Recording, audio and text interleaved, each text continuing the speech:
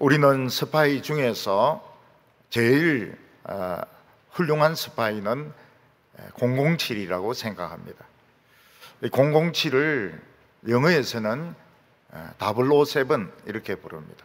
우리는 007 하는데 영어에서는 007 이렇게 부릅니다. 근데 이 007을 영화는 실제가 아니고 아주 재미있게 액션 영화로 만든 그런 첩보 영화입니다. 근데 실제로 007은 있었다고 합니다. 그런 스파이가 있기는 있었다고 합니다. 제가 어렸을 때는 007 영화 한 편 보는 것이 소원이었습니다. 근데 끝내 한 편도 못 봤습니다. 돈이 없어가지고요. 근데 요즘은 텔레비전 보면은 007 그냥 공짜로 시리즈로 그냥 마음대로 다 보도록 이렇게 만들어 놨는데 오래 사는 것이 복인 줄로 믿습니다. 일찍 죽었으면 언제 그 007을 다 보겠습니까? 또 그래 놓으니까 또 안 보게 되더라고요. 007 안 봐요.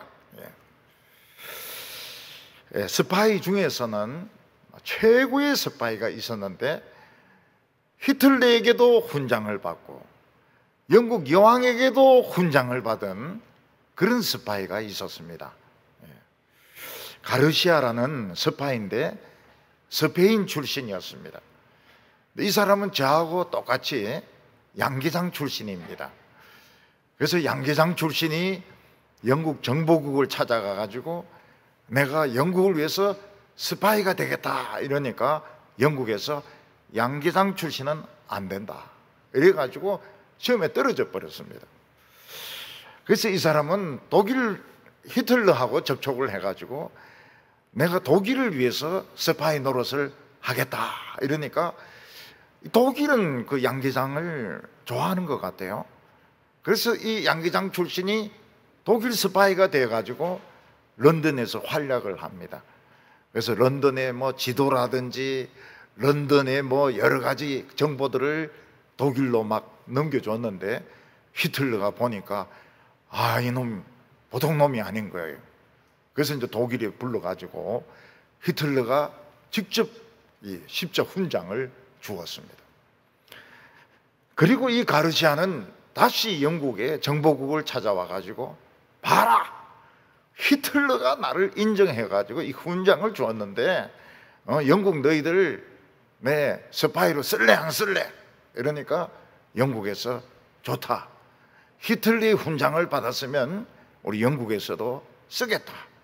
그래서 이 사람은 더블 에이전트가 돼 가지고 이중 간첩이 돼 가지고 영국을 위해서 이제 이 스파이 노릇을 하게 됩니다.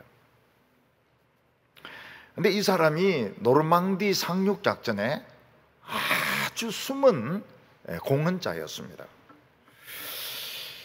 이 독일에서는, 독일 나치는 연합군이 상륙하기는 하는데 상륙하는 정확한 위치를 모르고 있었습니다. 근데 이 가르시아는 미리 지도부하고 다 접촉을 해가지고 공수부대가 떨어지고 난 뒤에 전보를 칩니다. 독일의 전보를 치면서 지금 연합군이 상륙하는 곳은 노르망디다. 그래서 진짜 정보를 줍니다. 그러니까 독일 군대는 막 그냥 탱크하고 군인들 실어가지고 노르망디로 막 출동을 하는데 이 사람이 또 전보를 칩니다. 노르망디는 미끼다. 그리고 진짜 상륙하는 곳은 파드칼레다. 그러니까 이 독일에서 혼란이 생긴 겁니다. 노르망디라 하더니 노르망디는 가짜 상륙 작전이고 파드칼레라는 곳이 진짜 상륙 작전이다. 상륙하는 곳이다. 그래서 노르망디로 가던 군인들이 전부 틀어가지고 파드칼레로 달려갑니다. 이래가지고 독일을 속인 겁니다. 그래서 미군은 노르망디 상륙 작전에 성공을 하게 됩니다. 그리고 이 사람은 영국으로 건너가가지고 영국에서 여왕의 훈장을 받게 됩니다. 그래서 히틀러에게도 훈장을 받고 여왕에도 훈장을 받은 사람은 이 사람밖에 없습니다. 그리고 이 사람은 알제리에 가가지고 죽은 것으로 됩니다. 알제리에 가서 죽었다 이렇게 됩니다. 근데 실제로는 이 사람이 베네수엘라로 건너가가지고 모든 신분을 죽이고 40년 동안 그냥 평범하게 살아갑니다. 근데 영국의 어떤 그 국회의원 출신 중에 작가가 있었습니다. 근데 영국에서 비밀이 풀리니까 어떤 더블 에이전트가 있는데, 이중 간첩이 있는데, 이중 간첩의 이름은 모르겠는데 이게 노르망디 상륙작전의 숨은 공헌자라는 걸 알게 되고 그걸 막 자료들을 찾다가 결국 성이 가르시아라는 걸 알게 되었습니다. 그래서 그 의원 출신의 작가는 이 가르시아가 살던 바르셀로나에 가르시아라는 이름을 가진 사람은 전부 전화를 겁니다. 수만 명에게 전화를 겁니다. 이거는 서울의 박 씨에게는 전부 전화를 다 돌리는 것 같습니다. 그런데 그 영국 사람들 참 대단하죠. 끝내 가가지고 가르시아의 조카를 통화를 하게 됩니다. 그래서 너희 삼촌 어디 있느냐 이러니까 지금 모처에서 평범하게 살아가고 있다. 그래서 노르망디 상륙작전 40년 기념 주전에 이 사람이 초청을 받게 됩니다. 이 사람은 자기가 참 이 스파이를 노릇을 잘해가지고 수만 명의 연합군을 살린 것을 자기는 자부심을 가지고 있었습니다. 그래서 스파이 작전에서 굉장히 중요한 것은 뭔가 하면 이 비밀입니다. 비밀을 지키는 것이 중요하고 비밀이 노출되면 다 죽습니다. 어떤 중요한 사람이 적국에서 이렇게 귀환을 하려고 할 때 미리 스파이들이 가서 표시 안 나게 접촉을 해 놓습니다. 그리고 이제 정해진 시간에 그 사람을 몰래 바닷가에 데리고 와가지고 그 정부에서는 잠수함을 올립니다. 그래서 잠수함하고 숲속에 있는 사람들하고 후레쉬로 반짝반짝 하는데 신호가 딱 맞으면 잠수함에서 고무보트가 싹 와가지고 그 사람을 실어가고 스파이들은 또 돌아갑니다. 그래서 잠수함이 바닷속에 싹 들어가면 작전은 성공을 한 것입니다. 하나님께서는 여리고성을 소돔과 고모라로 생각하시고 거기에 있는 사람들, 짐승들 전멸을 시키려고 하나님은 계획하고 계셨습니다. 근데 그 성 안에 딱 한 명, 기생 딱 한 명이 술도 팔고 밥도 팔고 여관업을 하는데 하나님을 믿는 믿음을 가지고 있는 것을 하나님은 아셨습니다. 하나님께서는 이 기생 한 사람을 살리기 위해서 엄청난 계획을 세우시는데 이스라엘 백성들 200만 명이 진군하는 것을 중단시키십니다. 그리고 여리고성을 멸망시키는 것도 중단시키십니다. 그리고 이스라엘에서 아무것도 모르는 스파이 2명을 여리고성에 잠입을 시켜가지고 라합하고 만나도록 하셨습니다. 라합은 이 이스라엘 스파이들 옷을 딱 보니까 이게 여리고성 사람이 아니에요. 이 스파이예요. 그래서 바로 군인들이 몰려올 것을 예상하고 이 스파이 2명을 지붕에 데리고 가가지고 지붕에 이 삼대를 늘려놓은 그 밑에 숨겨놓고 꼼짝하지 마라. 찍소리도 하지 마라. 그리고 내가 내려오라 할 때까지 내려오지 말라고 그랬는데, 막 여리고 군인들이 막 쳐들어와 가지고 이 스파이가 여기에 숨어들었다, 잡아내라고 막 그러면서 소리를 칩니다. 그때 라합은 조금도 당황하지 않고, 왔습니다, 뭐 좀 이상한 사람들이 왔습니다, 밥도 먹었습니다, 그리고 조금 전에 나갔습니다, 조금 전에 요단강 쪽으로 갔습니다, 빨리 가면 잡을 수 있습니다.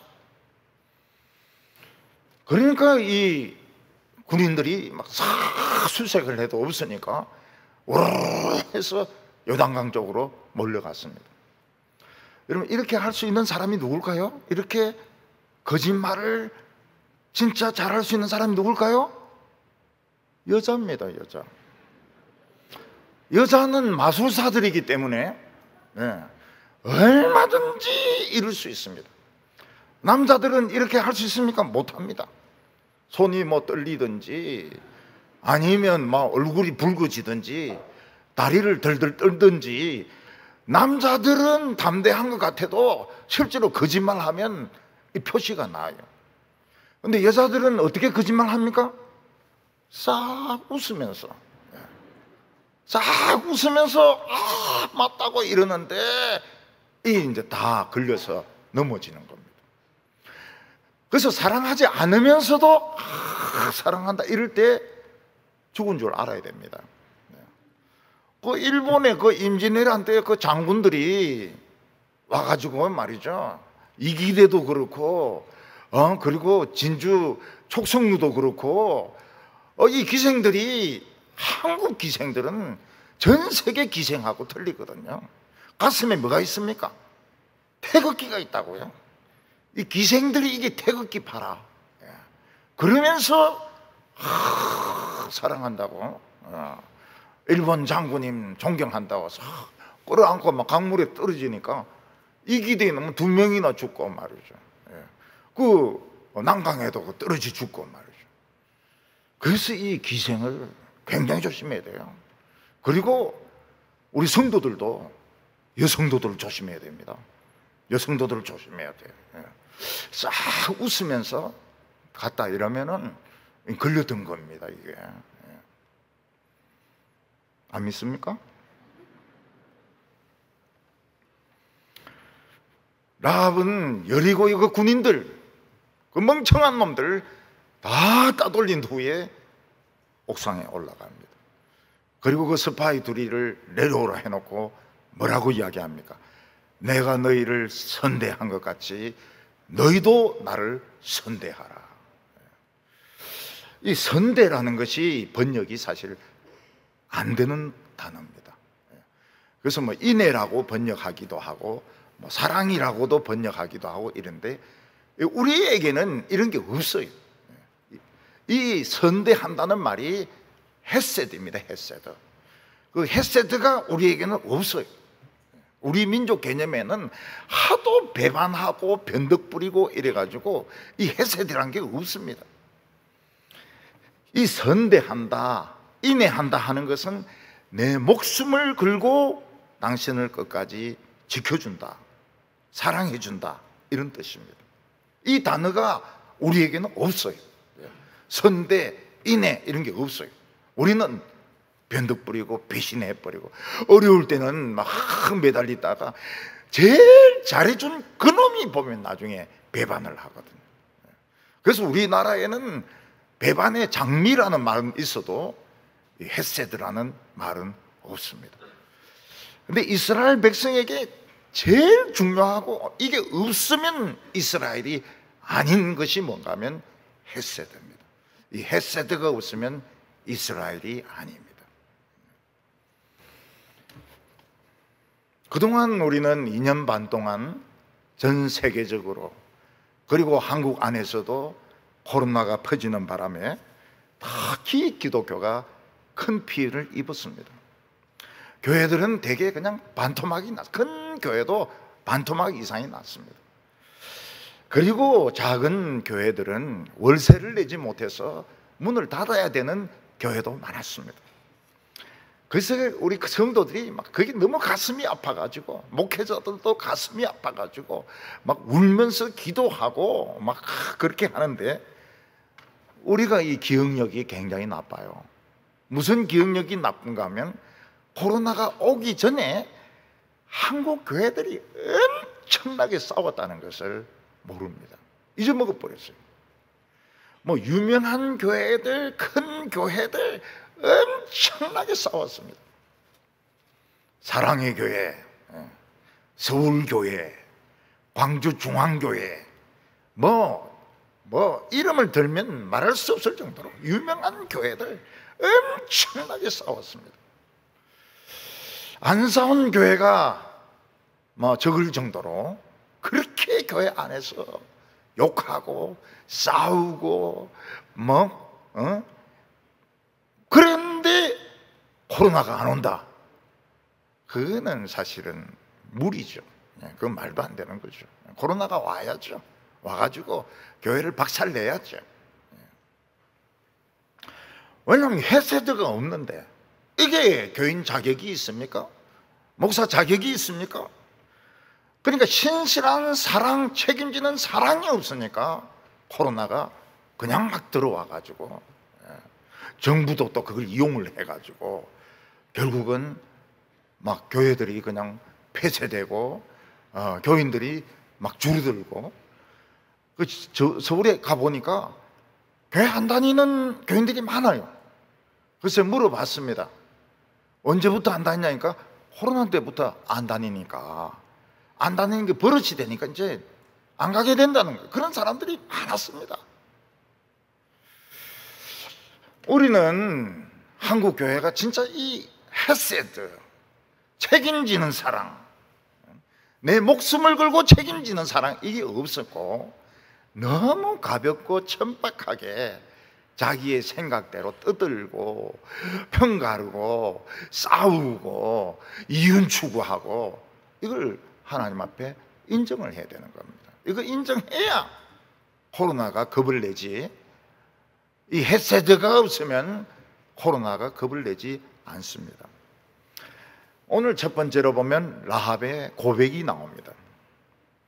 가나안 족속들이 보기에 이스라엘 백성들은 이해할 수가 없는 민족이었습니다.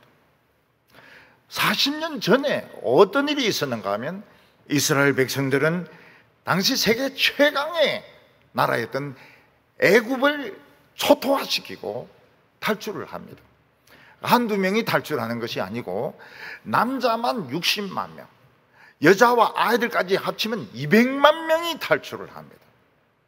이거는 전 세계 뉴스거리였습니다. 아이고 목사님, 그때 그 기자들이 어디 있습니까? 낙타 들고 장사하는 이 사람들이 기자들이었습니다. 낙타 들고 막 돌아다니면서 막 소문을 퍼뜨리는데, 이 노예들이 막 애굽을 초토화시켰다고. 그래서 전 세계가 놀랐습니다. 근데 더 놀란 소식이 들렸습니다. 특급 중에 특급 뉴스가 들렸습니다. 그게 뭔가 하면, 이스라엘 백성들이 길을 잘못 들어가지고 홍해에 갇히게 됐는데, 그 뒤에 이 애굽 마병들이 막 기병들이 막 쳐들어오게 됐다는 겁니다. 그때 이스라엘 백성들의 그 하나님은 홍해를 가르시고, 이스라엘 백성들은 홍해를 걸어서 건너가 버리는 겁니다. 그거를 이 기자들, 이 낙타 들고 다니는 대장들이 다 이야기하는 겁니다. 그리고 애굽 그 왕하고 군인들이 겁대가리 없이 이스라엘 백성들 추격하다가 바다가 딱 합쳐지는 바람에 전멸을 했다는 겁니다. 이야, 세상에 이런 뉴스가 어디 있습니까? 이거는 요즘을 치면 CNN이나 워싱턴 포스트나 이런 데서 막 일면에 대석특필할 그런 일입니다. 그런데 이스라엘 백성들이 없어져 버렸어요. 그렇게 큰 일을 치러놓고 이스라엘 백성들은 광야에 들어가더니 없어져 버렸습니다. 그래서 이제 그 가끔씩 이제 대상들이나 뭐 이런 것들, 이런 사람들 이야기를 들어보니까 이스라엘 백성들이 죽은 건 아닌데 그 광야에서 돌고 있다는 거예요. 그 안에서 계속 돌고 있다는 거예요. 다 죽은 건 아닌 것 같다는 거예요. 그러다가 40년이 지난 후에 갑자기 이스라엘 백성들이 나타났습니다. 그 요단강 동편에 보면 시혼이란 왕이 있고 옥이란 왕이 있는데 전부 거인들입니다. 거인들. 나무로 침대를 못 해가지고요, 나무 침대하면 막 푹 꺼져 버리니까 쇠로 침대를 만들어 가지고 그 침대 크기도 뭐 테니스 코트 하나 반쪽만한 거, 그 거인족들 막 트롤 이런 것들, 이런 거인족들 싹 다 죽였다는 거예요. 이야, 참 40년 동안 소식이 없다가 갑자기 나타나 가지고 거인들 쪽을 다 죽였다는 거예요. 그래서 이스라엘 백성들은 가나안 족속들과 전 세계 족속들에게 아주 미스테리어스한, 아주 신비로운 그런 족속들이었습니다. 도무지 이해가 안 돼요. 이것들은 귀신인 거야, 사람인 거야? 40년 동안 뭘 먹은 거야, 광야에서? 40년 동안 물은 뭘 마시는 거야? 이해가 안 돼요.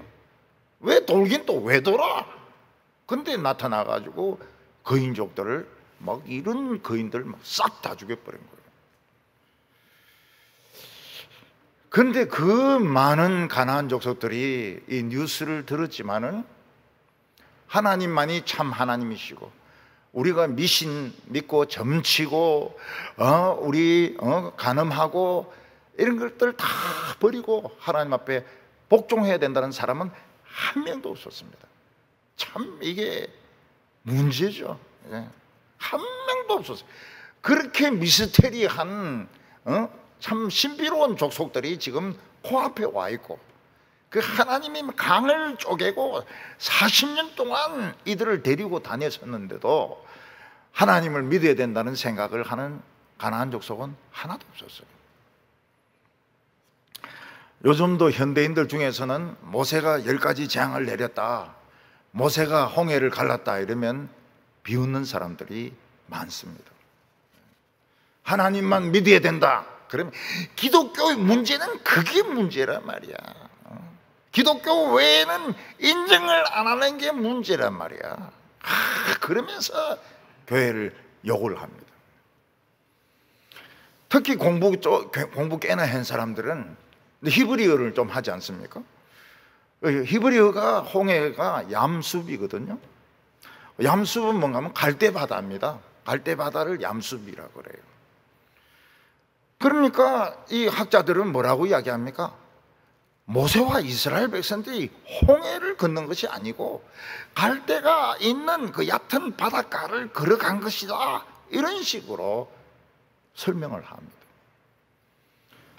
그런 사람들은 신학을 뭐 한다 합니까? 그런 엉터리 신학하려면 뭐 때문에 신학? 딴 거 하지. 딴 거 장사하고 딴 거 뭐 서문시장에서 뭐 이불 팔고 이러지, 뭐 때문에 그런 해석을 하려고 신학을 해가지고 학생들에게 하나님을 배우려는 학생들에게 엉터리나 가르치고 그렇게 하냐고. 히브리 말 좀 안다고 해가지고 얌숲.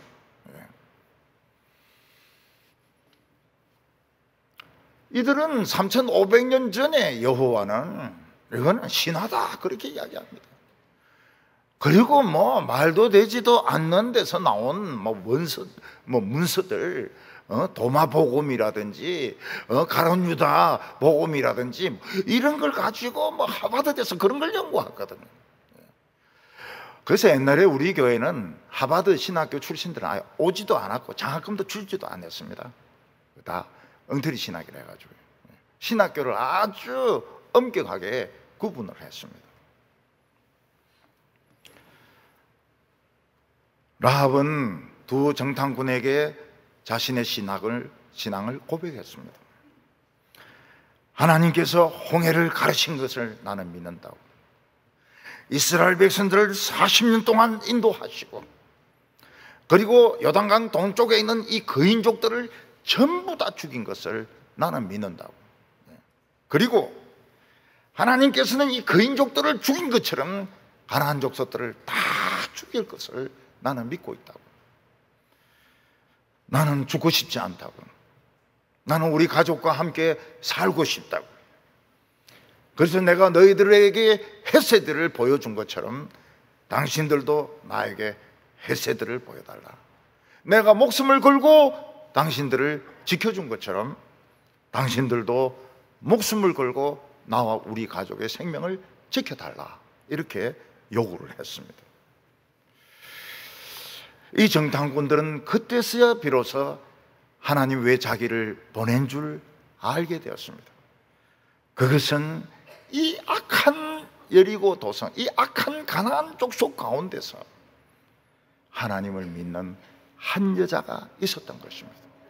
하나님은 이 한 여자를 건지기 위해서 정탐꾼을 보내었고 이스라엘 백성들의 진군을 정지시켰고 그리고 그들이 들키어가지고 결국 이 라합의 도움을 받지 않으면 안 되도록 만들었던 것입니다. 라합은 행동에 옮김으로써 구원을 받았습니다. 그래서 야고보 사도는 뭐라고 말합니까? 구원이라고 하는 것은 뭐 입으로 뭐 믿니 안 믿니 떠들어 찾는 것이 구원이 아니고 믿으면 행동으로 옮겨야 된다. 즉시 행동으로 옮기고 행동으로 옮기지 않는 것은 이 가짜 믿음이다. 아주 이걸 야고보 사도는 담대하게 이야기합니다. 오늘 두 번째는 이 붉은 줄의 언약입니다. 이스라엘 두 정탐꾼은 이 기생 라합의 도움으로 목숨을 건졌기 때문에 자기들도 라합을 지킬 수밖에 없습니다. 왜냐하면 지금이라도 소리 지르면 새까맣게 여리고 군대들이 포위를 할 겁니다. 그래서 그들은 약속을 합니다. 너가 네 목숨을 걸고 우리를 지켜준 것처럼 나도 우리 두 사람도 목숨을 걸고 너와 내 가족의 생명을 지켜주겠다고. 만약 너희 가족이 잘못돼서 죽게 되면 우리가 죽겠다는 겁니다. 우리가 대신 죽겠다. 그 약속을 합니다. 그 대신에 두 정탐꾼은 두 가지 비밀 약속을 요구했습니다. 이 두 가지 비밀 약속을 안 지키면 우리는 책임 못 진다는 겁니다. 그 중에 하나가 무엇인가 하면 라합 너는 우리가 여기 왔다는 걸 누구에게도 이야기하면 안 된다는 것입니다. 뭐 그럴 리는 없지만 라합이 돌아다니면서 우리 집에 스파이가 왔었다, 내가 스파이를 살려줬다 막 이렇게 떠들어댄다면 그러면 이 비밀 작전이 탄로가 나게 되고 누가 하나님을 믿는 사람인지 누가 안 믿는 사람인지 구분이 안 되게 되는 것입니다. 더욱이 이 집이 아지트라는 것을 알고 정말 하나님도 안 믿고 신앙심도 없는 사람들이 이 아지트에 들어와 있으면은 하나님이 심판할 사람을 심판 못하게 되는 것입니다. 그리고 소문이 막 여리고성에 퍼지게 되고 이러면은 그들이 막 가짜로 하나님 믿는 척 이렇게 해버리면 여리고성을 치는 계획도 실패하게 되는 겁니다. 그래서 라합에게 절대로 우리가 왔다는 걸 비밀로 해라. 그러니까 라합이 좋다고 이야기합니다. 두 번째는 무엇인가 하면 오늘 이 순간부터 장사 때리치라는 겁니다. 밥 장사, 술 장사, 여관 장사 다 때리치우고 그냥 집에서만 식구들이 몰려 있어라. 왜냐하면 돈 좀 더 벌겠다고 여관 문을 열고 술 팔고 이러면은 죽어야 될 놈들이 이 집 안에 들어오게 되거든요. 그리고 또 식구들이 밖에 나가서 막 돌아다니고 뭐 물건 팔고 구경하고 이러면은 그들이 라합의 식구인지 어떻게 합니까? 그런 사람들까지 우리가 죽어줄 수는 없다는 겁니다. 그래서 오늘 이 순간부터는 전부 장사 포기. 누가 문을 두드리면서 술을 파세요, 문을 두드리면서 밥을 파세요, 요한 방이 있습니까? 이렇게 할 때 절대로 문 열어주지 말라고 이야기를 합니다. 그래서 때때로 하나님의 백성들은 예수 믿고 난 뒤에 손해볼 때가 많습니다. 어떤 사람은 예수를 믿고 난 뒤에 술 장사를 할 수가 없었습니다. 왜냐하면 이 술은 이거는 안 믿는 사람들이 마시는 건데 술 장사를 그냥 그만둬 버렸어요.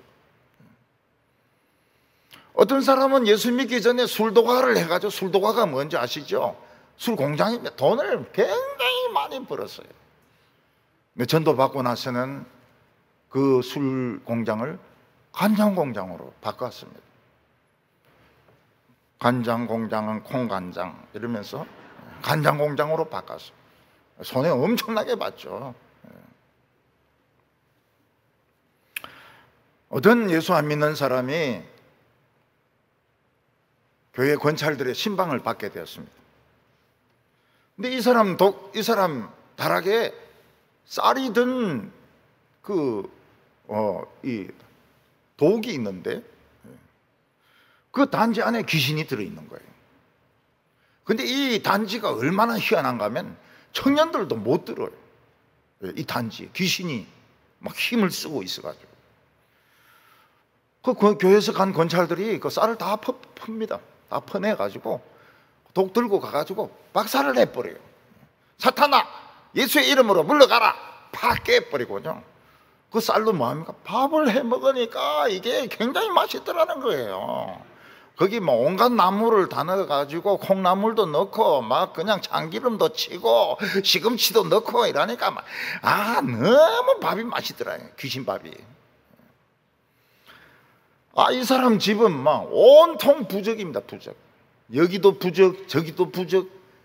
그걸 권찰들이 다 때가 찢어버리는 거예요. 그리고 안 뜯어지는 거는 막 립스틱 꺼내가 십자가로 막 꺼버리고요.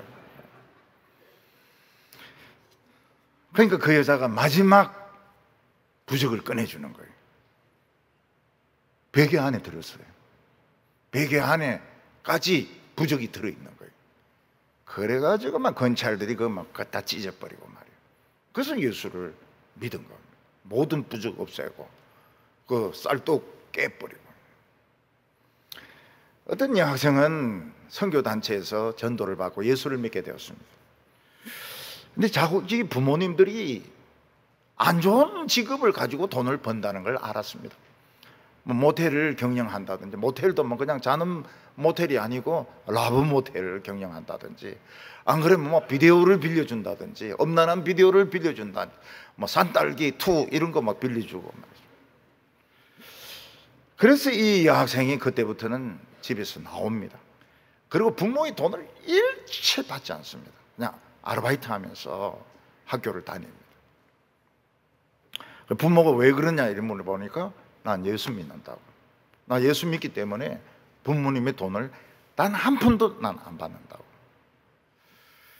부모님들이 굉장히 고민을 했다고 그래요. 그래서 다 팔아치워버리고 결국 딸 때문에 그들이 예수를 믿게 됐습니다. 우리 어떤 제일교포 동포는 일본에서 빠진코를 해가지고 돈을 엄청 벌었습니다. 돈을 막 쓸어 담았어요. 쓸어 담았어요. 일본 사람들이 빠진코를 그렇게 좋아하는 거, 돈을 막 쓸어 담았어요. 근데 한국의 신앙이 좋은 이쁜 이대 나온 그런 신부하고 결혼을 한 겁니다. 이 신부도 막 돈 핸드백에 넣어가지고 막 백화점에 가가지고 막 돈을 쓴 거예요. 막 보석도 사고 옷도 사고. 그래, 그 신부 어머님이 권사님인데 가만히 생각해 보니까 우리 사이가 이 파진코 해가지고 돈 버는 게 이게 양심이 안 맞단 말입니다. 그래서 사이를 불렀습니다.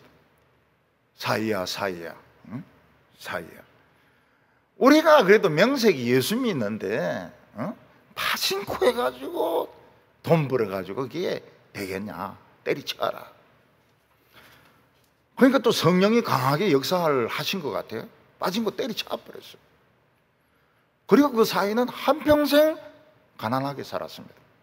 왜냐하면 돈 버는 법을 모르니까요. 빠진코 말고는 돈 버는 법을 몰라요. 뭐 사업 좀 해도 그냥 돈 다 날려버리고요.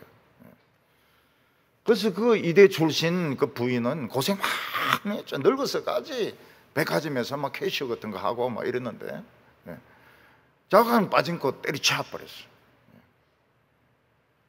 그 장모가 예수 믿는 사람이 그런 거 하면 안 된다 이래가지고, 그래서 그 사람이 가난하게 산 것은 장모 책임이에요.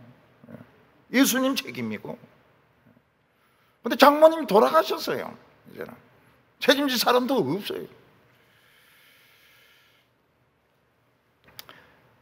에베소에 있는 마술사들은 사도 바울의 전도를 받고 전부 마술을 포기했어요. 직업이 없어요. 마술사들 직업이 없어요. 그리고 그 마술의 비법이 적혀 있는 책을 막 전부 불살라 버렸습니다. 그게 은 5만이나 된다고 그래요. 은 5만. 우리 돈으로 치면 막 한 몇백만 원 되는 돈을 그냥 책을 다 태워버린 겁니다. 에베소 사람들은 아주 아데미란 여신을 많이 섬겼기 때문에 집집마다 조그만 사당이 있었습니다. 그 사당 만드는 사람들이 돈을 무지무지하게 벌었어요. 그 사당을 수출하기도 했습니다. 그런데 예수 믿고 난 뒤에 사당 다 부숴버렸습니다. 그 사당이 안 팔려요. 그리고 그 사당 만드는 사람이 막 폭동을 일으켜가지고 사도 바울을 죽이려고 했습니다. 우리가 어떤 도시인데, 아데미 여신을 믿는 도시인데, 예수 믿고는 막 아데미 신을 안 섬긴다, 아데미가 저주하면 어떠려고 하느냐, 막 폭동을 일으켰습니다. 여러분, 일본 사람만큼 못된 사람은 없습니다. 일본 사람만큼 못된 사람이 없어요. 전 세계에서 하나님의 매를 맞았는데 원자 폭탄으로 그것도 2대씩이나 맞은 민족은 일본 사람밖에 없습니다. 니혼진밖에 없어요. 일본 사람들이 대동아 전쟁을 일으켜가지고 얼마나 많은 사람을 죽인지 모릅니다. 난징, 남경에서만 30만 명을 죽였어요. 여자들은 어린아이나 할머니나 전부 다 강간하고 칼로 찔러가지고 그래가 다 죽였어요. 운물 속에 시체로 가득 채웠습니다. 우리 한국에 있는 여성들, 24년생들, 그 뭐 정신대로 속여가지고, 뭐 간호사로 간다, 뭐로 간다 속여가지고 전쟁터에 보내가지고 그 여자들 인생을, 인생들 다 망치고, 참 그런 이야기도 못하고 이제 와가지고 겨우 이야기를 하는데 몇 명 살아 계시지도 않아요. 그 엄청난 근로자들을 못 들어온 사람들 많아요. 그래서 태평양에 보면은 이 한국의 피를 가진 원주민들이 있습니다. 물어보면 할아버지가 근로자였다는 거예요. 할아버지가 강제징용으로 끌려왔다는 것입니다. 얼마나 일본이 못된 짓을 많이 했는지 몰라요. 그런데 하나님은 일본을 사랑하셨습니다. 그래서 일본이 경제 2위가 됩니다. 전 세계 경제 2위 국까지 만들어 놨어요. 그런데 일본 사람들은 하나님을 믿을 줄 모릅니다. 귀신만 믿어요. 모든 일본 사람 집에는 사당이 있습니다. 사당이. 그래서 학교 갈 때나 직장 갈 때 탁탁 2번 박수 치고 그리고 가요. 그 귀신인데 하는 겁니다. 귀신인데. 요즘 일본은 가난해지고 있습니다. 일본에 여행 가면 사올 물건이 없어요. 옛날에는 뭐 밥통 뭐 이런 거 막 사가지고 오면은 막 사람들이 일제다 이래가지고 좋아했는데 한국 게 훨씬 낫습니다. 일본에 사올 게 없어요. 사올 게 없어요. 그리고 교토는 2대 도시 아닙니까? 그 화산 물이 막 그 밑으로 내려와 가지고 그냥 아스팔트를 뚫고 막 끓는 물이 막 올라오니까요. 일본 사람들이 막 굉장히 놀래요. 소방 당국도 어떻게 할 수가 없다 그래요. 교토에 지금 도쿄도 지금 위험하다 그래요. 그리고 난 큐슈의 사쿠라지마 그 화산 폭발하는데 있어요. 요즘은 막 열 몇 번이나 막 화산 폭발해가지고요. 집까지 막 불덩어리가 떨어지고요. 그래서 지금 한 개가 문제가 아니라는 거예요. 일본은 화산 한 개가 문제가 아니고 다 터질 가능성이 있다는 거예요. 다 터질 가능성이 있다. 그래서 일본 사람들이 고민을 하고 있습니다. 어떻게 하면 한국으로 가서 한국에 살까? 지금 중국도 막 비가 엄청나게 쏟아져 가지고 또 그 산샤댐이 지금 또 이야기가 되고 있어요. 그래서 우리는 그 입국장에 가가지고요 물어봐야 됩니다. 예수 믿을래 안 믿을래? 안 믿는다 그러면 돌려보내야 돼. 그리고 그 입국 그 찍지 말라 그래. 입국 찍지 말라고 돌려보내야 돼. 예수 믿겠다 그러면 들어오라 그러고. 우리가 좀 할 일이 있습니다. 많은 사람들이 뭐라고 이야기합니까? 곧 일본은 한국보다 훨씬 가난한 나라가 될 것이다. 우리나라 사람들이 하는 말이 아닙니다. 세계 경제학자들이 하는 말이 그겁니다. 곧 한국보다 가난해지게 될 것이다. 한국을 사람들이 뭐 얼마나 좋아하는지 몰라요. BTS, 방탄소년단부터 시작해가지고 뭐 김치, 뭐 콩나물, 콩나물을 아직 잘 모르는 것 같아요. 얼마나 한국을 좋아하는지, 한국 문화, 한국 기술, 지금 막 세계가 지금 그 한국을 좋아합니다.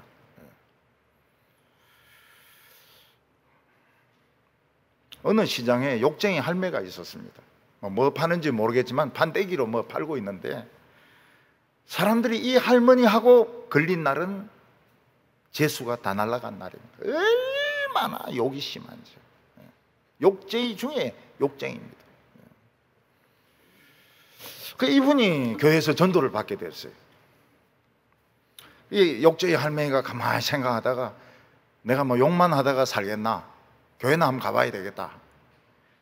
그래 밤에 자는데 막 개들이 막 그냥 몰려오면서 물고 막 치마 잡고 찢으면서 교회 가면 안 된다고, 교회 가지 말라고. 막 개들이 막 온 개들이 짖고 난리더란 겁니다. 그래서 이 사람이 진짜 더 교회 가야 되겠다 이래가지고 교회를 갔어요. 여러분, 꿈에 개떼들이 막 나타나는 게 무슨 꿈입니까? 개꿈이죠. 근데 이분은 자관 개꿈 꾸고 자관 예수 믿었어요.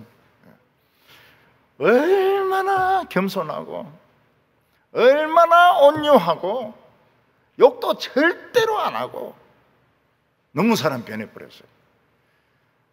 교회에서 권사 투표하는데 권사로 뽑혔습니다. 권사로 뽑혔어요.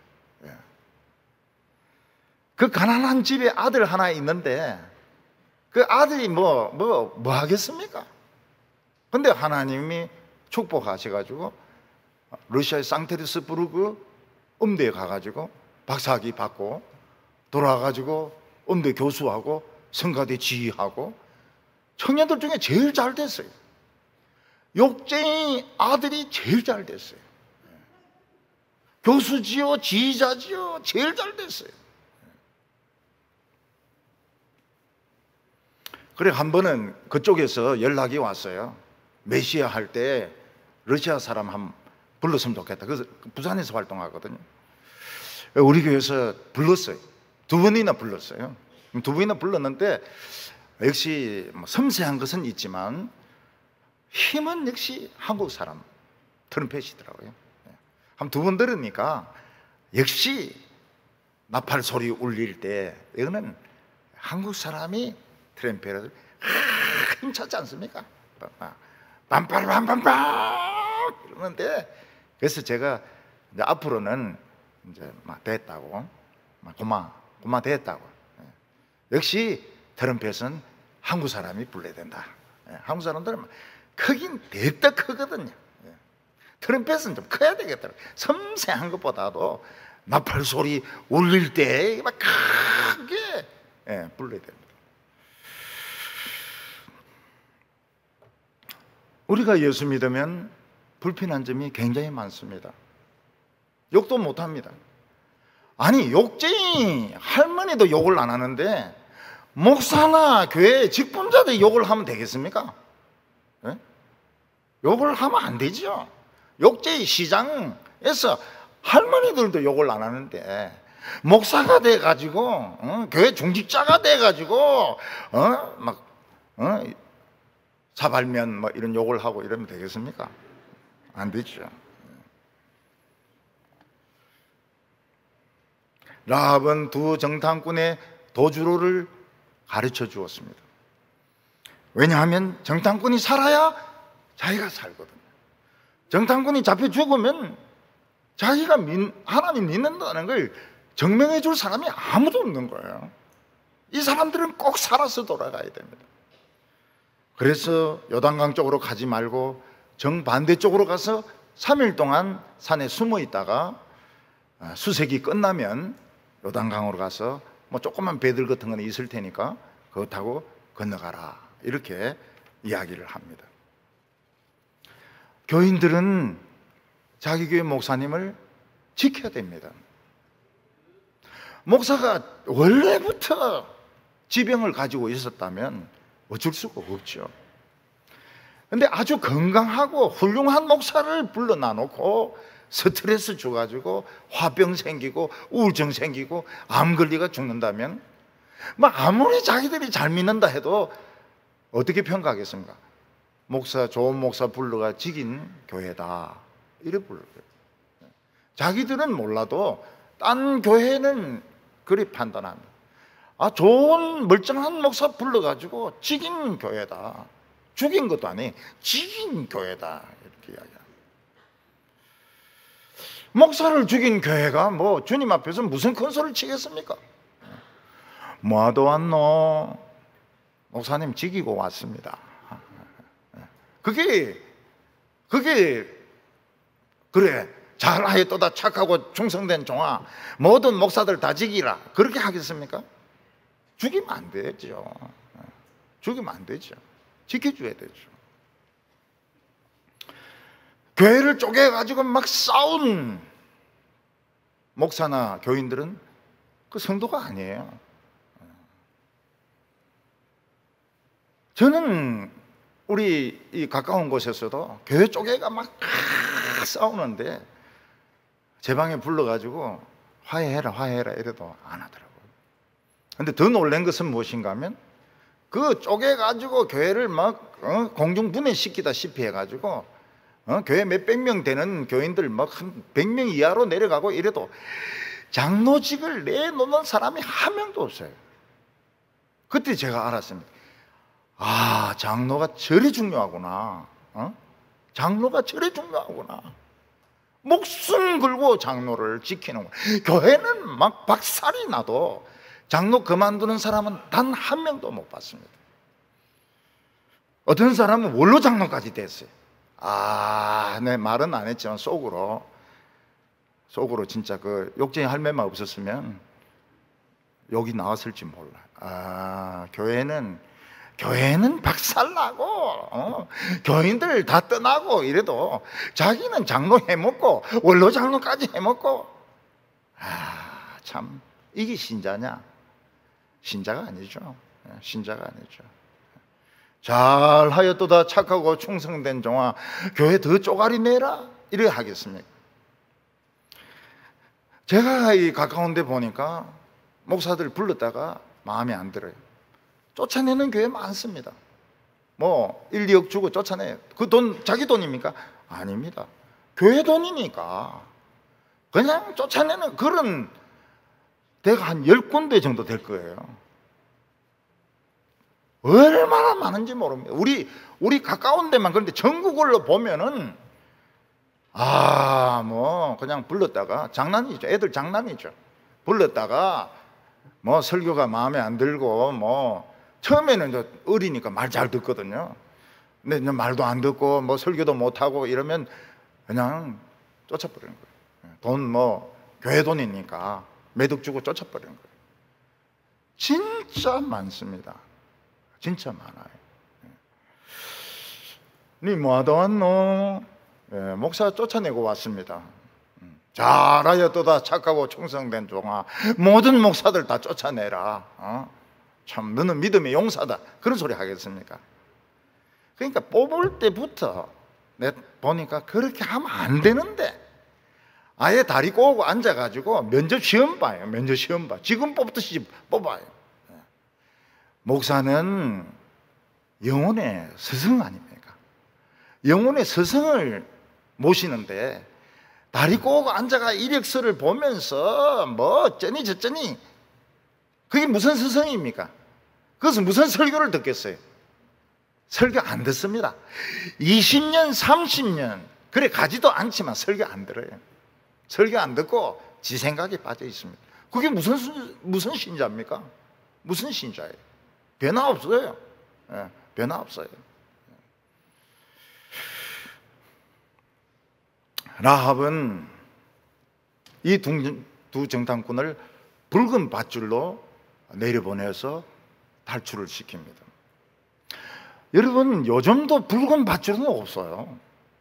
배에서 쓰는 것도 보면 다 새끼줄 같은 그런 색깔이지, 갈색이지, 붉은 줄은 안 쓴다고요. 붉은 줄은 지금 쓰는 그 밧줄로 쓰는 데를 못 봤어요. 그러면 라합 집에 있는 붉은 밧줄은 뭡니까? 라합이 성 창문에 집이 있는 거예요. 그러니까 이 화재 때 도피용 밧줄인 겁니다. 도피용 밧줄. 불이 났을 때 사람들이 빨리 그 밧줄을 발견하고 찾아서 도피해라고, 그 도피용 밧줄인 겁니다. 우리도 호텔이나 뭐 높은 빌딩 가보면 그 밧줄 같은 거 있지 않습니까? 뭐 이렇게 착 내려가도록, 사람들이 빨리빨리 내려가도록 돼 있지 않습니까? 붉은색으로 해놓은 거예요. 이걸 보면은 여리고가 상당히 이 화재라든지 전쟁이라든지 이런 데 대해서 대비가 되어 있는 도시라는 것을 알게 됩니다. 두 정탐꾼은 이스라엘 백성들이 치러 올 때까지 이 붉은 밧줄을 달아놓으라고 합니다. 그게 무슨 뜻입니까? 지금은 불났다는 거예요. 불났다는 거예요. 지금은 화재고 위기라는 겁니다. 도망칠 사람들은 도망치라는 것입니다. 붉은 밧줄을 항상 달아놓았습니다. 물론 이 두 정탐꾼이 지금은 라합의 집을 기억하지만 다음에 오면 기억을 못합니다. 우리도 어떤 집을 찾아갔다가 그 다음에 가면 이 길 같기도 하고 저 길 같기도 하고 헷갈려요.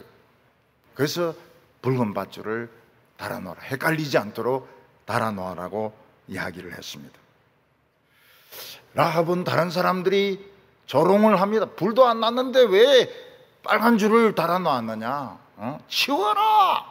그래도 절대 말을 안 들어요. 왜냐하면 그 붉은 줄이 생명줄이기 때문에 그렇습니다. 이스라엘 백성들이 출애굽하기 전에 하나님이 뭐라고 말씀하셨습니까? 모든 이스라엘 백성들의 집에는 양을 죽여가지고 양피를 발라라고. 피를 왜 발라요? 냄새나게, 발이 끼게. 그날 밤에 죽음의 천사가 오는 겁니다. 죽음의 천사가 피를 보고 넘어가리라, 그렇게 말을 했습니다. 이스라엘 그 가나안 땅에 그렇게 많은 원주민들, 귀족들도 있고 왕도 있고 뭐 도둑가도 있고, 그런데 하나님을 믿는 사람은 창녀 한 사람이었습니다. 옛날에 우리나라에 신학교에 미국 선교사가 있었습니다. 하비 칸이라는 선교사가 있었는데 한국식 이름은 가나베입니다. 가나베, 하비 칸. 그럼 이 사람은 시간 날 때마다 어디로 갔는가 하면 동두천에 가가지고 미군을 상대로 해가지고 이제 그 술을 팔고 그렇게 몸도 파는 그 창녀들을 전도를 많이 한 겁니다. 낮에 한번 가니까 그 창녀들이 둘러 앉아가지고 막 상추 쌈을 막 사먹는 거예요. 이 사람이 한국말 잘합니다. 그래서 이제 올라오라 이래가지고 거기 올라가가지고 같이 막 상추 쌈 막 먹고 막 이렇게 하고, 그 사람이 이제 임기가 끝나가 미국으로 갔습니다. 미국 어떤 교회에서 설교를 하는데 설교 마치고 나서 어떤 부인 집사가 나가 인사를 하는 거예요. 그래서 누구냐 이랬더니 그 동두천에서 쌈 싸먹던 사람이 내라고.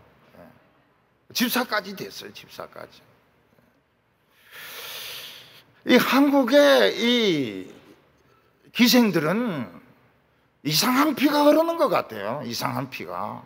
전도 받으면 믿을 수 있는 이런 피가 있는 것 같아요. 그래서 미군들하고 좀 착한 미군하고 결혼한 사람은 가서 신앙생활 잘하고요. 그 미국 여자들은 시어머니 봐도 틱틱거리지 않습니까? 근데 가가지고 막 한국 시어머니인데 하듯이 하니까 놀라는 거예요.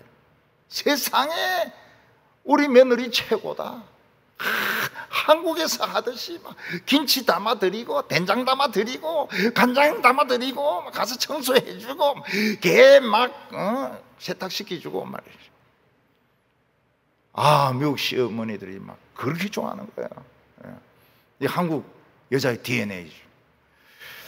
또 못된 놈 걸리면 가가 막 엄청 두들기 많습니다. 흑인들 중에서 못된 놈들. 그래 이혼을 해요. 그래도 투잡, 쓰리잡 하면서 애들을 대학을 공부시킵니다. 대학을 공부시켜. 자기는 비록 동두천 출신이지만 애들을 공부시켜요. 그래서 이 한국의 이 창녀들 우습게 하면 안 됩니다. 우습게 하면 안 돼요. 옛날에 서울에 588이라고 하면 그 유명한 사창가입니다. 유명한 사창가예요. 근데 저는 그 창녀가 뭔지 몰랐어요. 창녀가 뭔지. 그래서 형인데 한번 물어봤습니다. 창녀가 뭐냐? 이러니까 너는 몰라도 돼. 이렇게. 근데 대학생 때 제가 거기에 가가지고 전도를 했습니다. 여자들 있는 데서 전도를 했어요. 교회 안 가겠다는 사람 한 명도 없습니다. 저를 조롱하고 욕하는 사람 한 명도 없었어요. 야, 참 희한하대요. 그냥 도시에서 전도하면은 뭐 재수 없다 그러고 뭐 틱틱거리고 뭐 이러는데 그 여자들 있는 데는 그런 여자들이 없어요. 교회 간다 그래요. 지금은 못 가고 앞으로 가겠다고 그래요. 야, 내 그거 보고 뭐 나를 잡아 끌고 뭐 손님 놀다 가세요 그런 사람은 없어요. 성경책만 딱 보면 딱 그들은 그렇게 안 해요. 야, 그거 보면서 제가 참 느낀 바가 있습니다.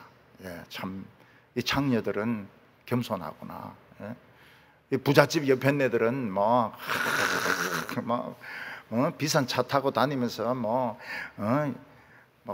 길 좀 막으면 막 운전 똑똑히 해라고 막 난폭 운전하는 사람들은 거의 여성들이거든요. 이 장녀들은 교회 안 나가게도 소리 안 해요. 간다 그래요. 언젠가는 갑니다. 그러면서 이제 또 남자 잡으러 가요. 우리가 붉은 밧줄 같은 것이 있다면 뭐겠습니까? 우리 뭘 걸어놔야 여호수아나 천사들이 왔을 때 예수 믿는다고 하는 걸 알고 넘어가겠습니까? 뭐 교회 다닌다는 표시만 가지고는 안 돼요. 어떤 교인들은 신방을 받습니다. 신방 받는 거 참 좋아요. 우리 교인들은 신방 받는데 딱 세팅이 돼 있습니다. 딱 세팅이 돼 있어요. 근데 요즘 대도시에서는 어느 도시라고 말 안 하겠습니다. 신방 안 받아요. 왜냐하면 신방 받으면 목사님이 가가지고 야, 그 집에 가니까 이런 것도 있더라 저런 것도 있더라 옷장도 막 열 몇 개더라 뭐 그런 소리를 할까 싶어가지고 신방 오지 말라고 그래요. 신방 안 받아요. 큰 교회일수록 신방 안 받아요. 그러면 예수 믿는 게 그게 표시가 나나요? 우리 교인들은 이사를 해도 신방을 받습니다. 개업을 해도 이사를 받습니다. 추도식도 예배를 드립니다. 요새 어떤 막 신학자들은 추도식 그게 제사지 뭐 이러는데 진짜 목회를 안 해서 그래. 그 십몇 년 동안 싸워가지고 제사 없애고 추도 예배로 바꾼 것이 얼마나 참 대단한 것인지 몰라요. 공부만 한 것들은 몰라. 공부도 안 했어요. 내가 보기에는 공부도 제대로 안 한 것들이에요. 이런 것들은 아주 좋은 붉은 줄입니다. 신방도 받고 추도 예배도 드리고 그런 건 다 좋은 붉은 줄입니다. 오늘 마지막으로 두 정탐꾼이 돌아갑니다. 두 정탐꾼은 라합이 알려준 대로 붉은 줄을 타고 소방용 밧줄을 타고 성에서 탈출한 뒤에 요단강 쪽으로 가지 않고 반대편 산으로 가서 3일 동안 숨어 있습니다. 그리고 수색이 끝난 뒤에 요단강을 건너가지고 여호수아에게로 돌아왔습니다. 23절과 24절을 보면 그 두 사람이 돌이켜 산에서 내려와 강을 건너 눈의 아들 여호수아에게 나아가서 그들이 겪은 모든 일을 고하고 또 여호수아에게 이르되 진실로 하나님께서 그 온 땅을 우리 손에 주셨으므로 그 땅의 모든 주민이 우리 앞에서 간담이 녹되이다 하더라. 어떤 사람은 왜 또 눈의 아들이냐, 코의 아들이 아니고, 그 히브리어입니다. 히브리 눈의 아들 여호수아. 이 두 가지를 보고 합니다. 겉으로 보기에는 여리고성이 막 대단한 것 같지만 실제로 그 안에 들어가 보니까 간이 없더라는 겁니다. 사람들이 간이 다 녹아가지고, 간하고 썰개하고 다 녹아가지고 이스라엘 백성들이 왔다 이러니까 간이 없고 썰개가 없고 막 다리가 후들거리더라는 겁니다. 그 사람들은 싸울 생각이 없어요. 못됐기만 못됐지 싸움을 하나도 못하는 겁니다. 우리 여성들은 보면은 애들 키우다가 학교 문제나 또 이성 문제나 막 이런 거로 막 너무너무 애미기면 썰개가 그냥 녹아버립니다. 그래서 저희 교회에 썰개 없는 여자들이 많아요. 어떤 권사님은, 목사님, 저는 썰개 없는 여편 냅니다. 아, 그러네요. 썰개 없이 그러니까 스트레스 엄청 받은 것이죠. 썰개 없는 여자들.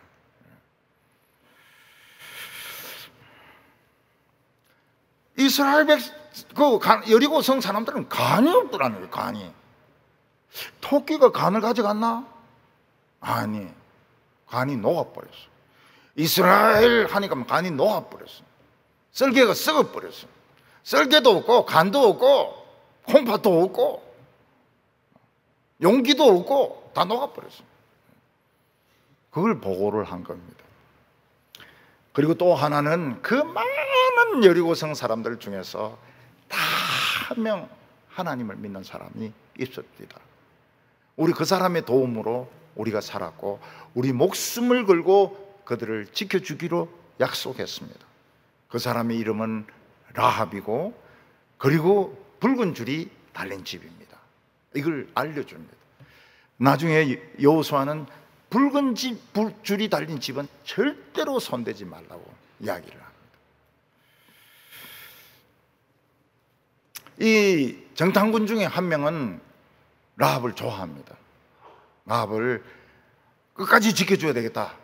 나 결혼해. 나중에 스파이하고 라합하고 결혼합니다. 007하고 좀 비슷하죠. 여자를 사랑한 스파이. 앞으로 영화를 그런 거 한번 만들어 보세요. 여인을 사랑한 스파이. 감동이 안 옵니까? 세상에 그 수많은 사람 중에서 믿음 가진 사람을 하나님은 알고 계셨습니다. 그 한 여자를 구하기 위해서 전쟁도 막으시고 때로는 코로나도 퍼지지 않게 하시고 하나님께서 믿음의 사람들 만나가지고 전도받게, 욕제이도 전도받게 하시고 수장사도 만나게 하시고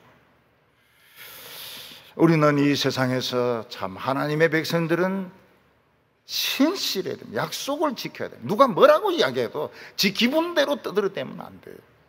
저 기분대로 떠들어대면 안 돼요. 약속을 지켜야 됩니다. 그래서 세상 사람들 하는 대로 그냥 기분대로 왔다 갔다 하지 말고 끝까지 이 사랑을 지키는 우리 성도들 다 되시기를 바랍니다. 기도드리겠습니다. 거룩하신 하나님 아버지, 온 세상이 하나님을 대적하고 온 세상이 하나님의 백성들을 미쳤다고 이야기하지만 실제로 그들의 간은 녹았고 그들은 쓸개가 없는 사람들입니다. 오늘 저희들이 참 하나님의 기적적인 손길로 예수 믿은 것을 기억하게 하여 주시옵시고 이 붉은 줄을 항상 우리 마음과 우리 집에 매달게 하여 주시옵소서. 예수님의 이름으로 기도하옵나이다.